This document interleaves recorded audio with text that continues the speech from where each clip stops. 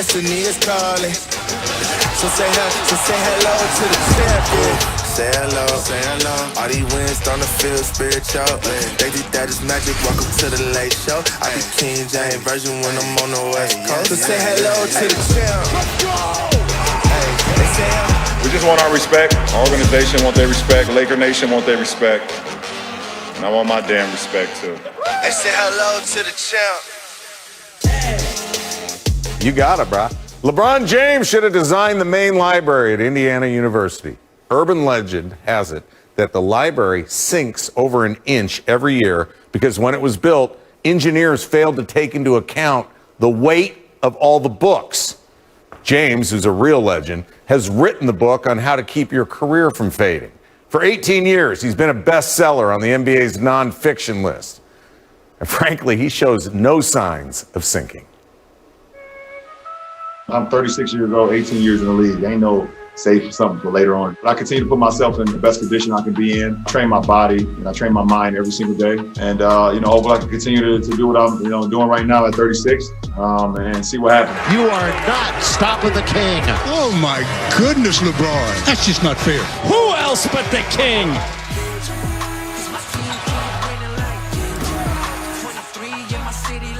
Oh, he turned the other way. He said, bet you won't make it. And in order to make a bet official, you either got to have a handshake or you got to look a man in the eye. So he said, bet it. And I turned around, looked him in the eye, and I said, bet it. Good again! LeBron has 46! What a show in his hometown. I felt like he was just a little bit too excited about seeing me miss. I knew I had another quarter. Both quarters my favorite. Don't poke the bear, don't poke the king.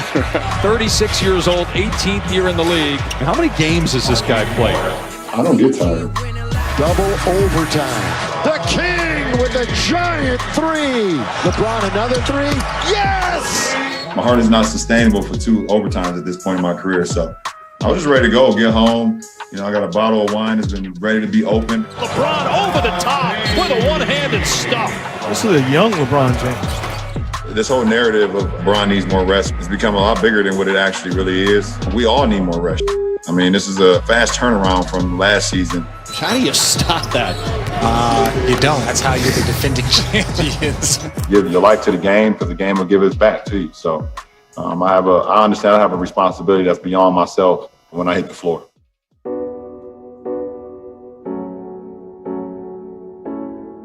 After a day of rage in Washington, rioters broke windows, pushed past police, and eventually breached the Capitol. We live in 2 Americas, and that was a prime example of that yesterday. If those were my kind storming the Capitol, what would have been the outcome? And I think we all know. Do you understand what we're saying? Because you will never understand the feeling that we feel being a black man or being a black woman growing up in America. I would never shut up about things that's wrong. There's no way I will ever just stick to sports because I understand how this platform and how powerful my voice is. I'm proud to be a part of a generation where our voices are heard, and we got a lot of guys that are speaking from the heart that didn't believe they had a voice at one point in time. Black History Month is all 12 months for me. We celebrate Black excellence every single day, 365 days of the year. We're spoiled, watching and witnessing his greatness. The greatest player of his generation. I'm a guy who grew up reading about the game, studying the game. It's a privilege to do what I love to do, and that's to play the game of basketball, continue to inspire the youth. And for me to be linked with some of the greats that ever played this game, it's always an honor. I don't know how long I'm gonna play the game. I don't know how much more I'll be able to give to the game, but the way I feel right now, we'll see what happens.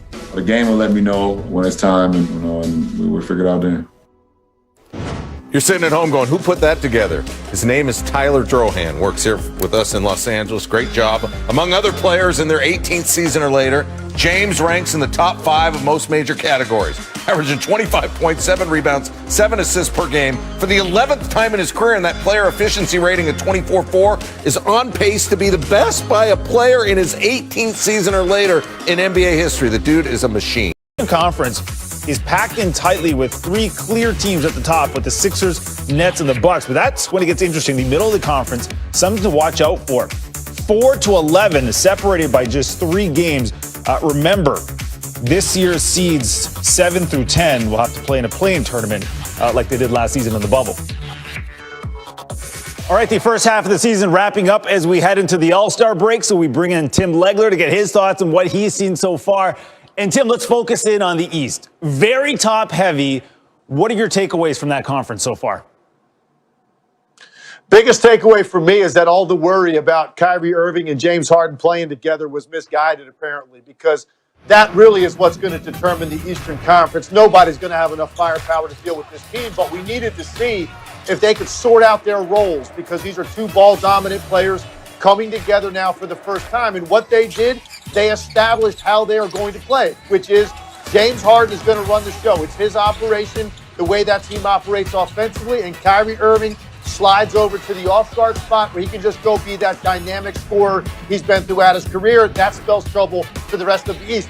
And then I think the biggest question for me in the second half is any team, primarily Philly, going to be able to make a move to add that other piece that they are going to need to make up this ground with the Nets. Philly's got a very unique weapon in Joel Embiid. He is a guy that can dominate front lines, and Tobias Harris is a really good other options, but they need another guy that can go consistently create offense if you get into a series or a shootout with the Brooklyn Nets. So that's my biggest question. Will any team be able to make a move bold enough to close that gap and actually give the Nets a run for their money?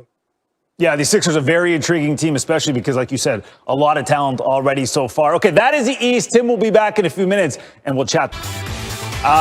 Here's how the West has been won in the first half of the season. If you had the Jazz and the Suns at the top of the conference, good on you. That's what it says here. Nobody had the Jazz and the Suns at the top of the conference, but that's where they are right now. The Clippers and the Lakers, they're within striking distance. And then you see the Blazers slowly moving up in the West.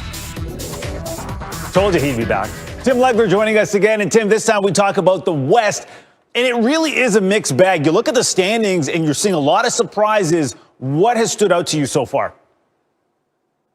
It's got to be the Utah Jazz. I mean, this is a team now that's making it interesting for those 2 teams in Los Angeles.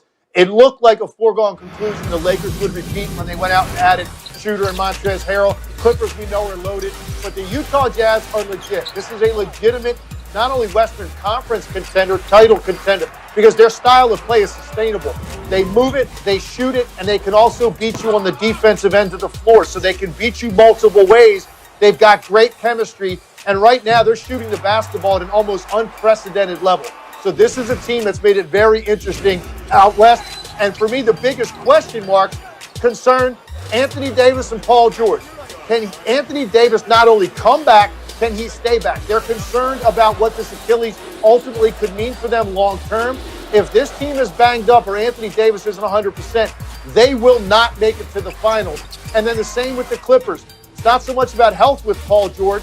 It's more about, will he be big when he needs to be for this team if they make a deep playoff run, they get into a series with the Lakers or the Utah Jazz? He has to come through in a huge way in those pivotal moments within a series. Those are the 2 biggest question marks, because for me, it's one of those 3 teams is going to be in the finals, and if AD stays healthy, it'll probably be the Lakers. Yeah, and I like the fact that the Utah Jazz, you mentioned off the top, they're not shying away from any expectation. They kind of like the pressure right now. No games Friday, which I think means Tim gets a day off. I think. Thank you, Tim. You got it. Thanks. Access selections have been made for Team LeBron and Team KD for this weekend's All-Star game. Here's KD. He went with Kyrie first, then Joel Embiid, then Kawhi Leonard. And then he got Bradley Beal and Jason Tatum to round out the starters. Remember, he is not playing. He then picked his teammate James Harden first. He also got D. Book, Zion, Zach LaVine, Julius Randle. Vucevic and Donovan Mitchell went last. Actually, Gobert went last. That was LeBron got the last pick of the reserves. Check this out, the starters. LeBron's got Giannis, the first overall pick. Then he went with Steph Curry, and Steph Curry, LeBron fans went nuts. They're usually going at it. Now they're on the same team. Luka and Jokic, Damian Lillard, Ben Simmons, Chris Paul, Jaylen Brown, Paul George, Sabonis, and Gobert. Here's LeBron afterwards.